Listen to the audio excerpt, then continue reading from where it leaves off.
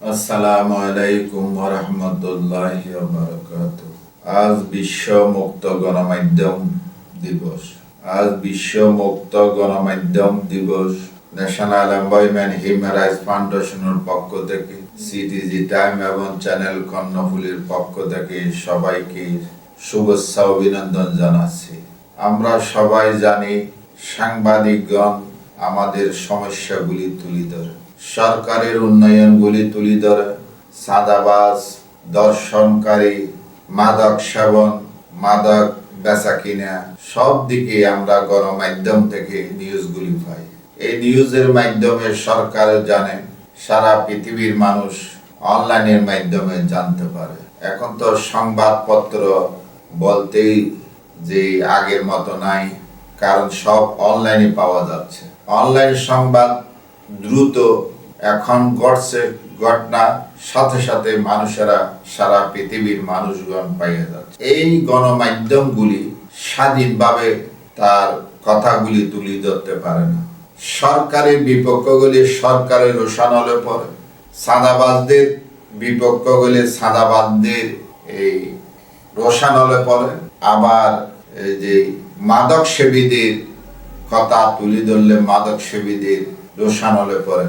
এর মধ্যে হাজার হাজার সাংবাদিককে হত্যা করা হয়েছে। আমরা প্রতিটি হত্যাকাণ্ডের নিন্দা জানাই এবং যারা সংবাদ সংগ্রহ করতে যারা নিহত হয়েছে তাদের আত্মার মাগফিরাত কামনা করতেছি, সাথে সাথে তাদের পরিবার বর্গকে সমবেদনা জানাচ্ছি।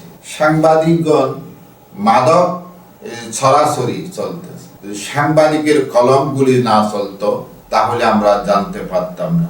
তারা কষ্ট করে সংবাদ সংগ্রহ করে।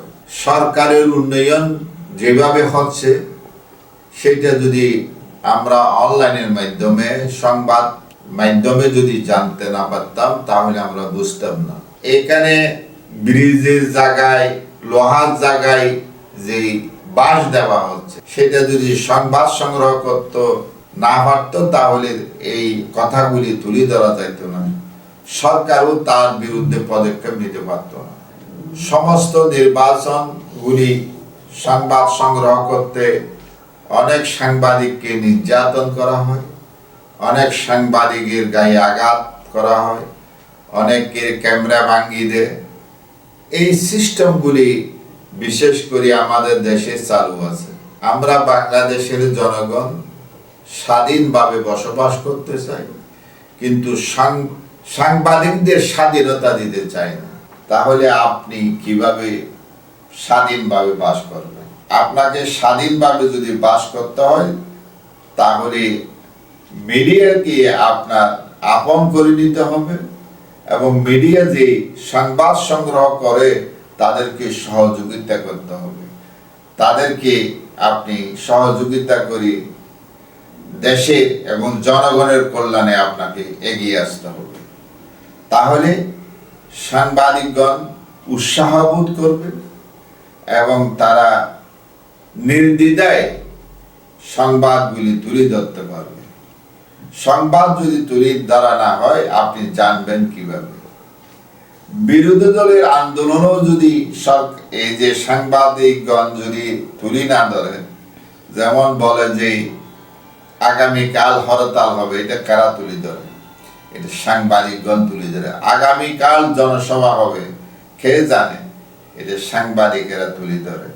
আগামীকাল মিটিং হবে 10টায়, কে জানে? সাংবাদিকেরা তুলে ধরে। তো সাংবাদিকগণ আপনার কাছ থেকে কোনো রকমের সুযোগ সুবিধা ছাড়া যে কষ্ট করে যাচ্ছে, যে মালিক এই সাংবাদিকদের যে অভিভাবক, পত্রিকার মালিক, অনলাইন টিভির মালিক, টেলিভিশনের মালিক, কত তাদের পরিশ্রমের ফসল আমরা সংবাদগুলি পাচ্ছি।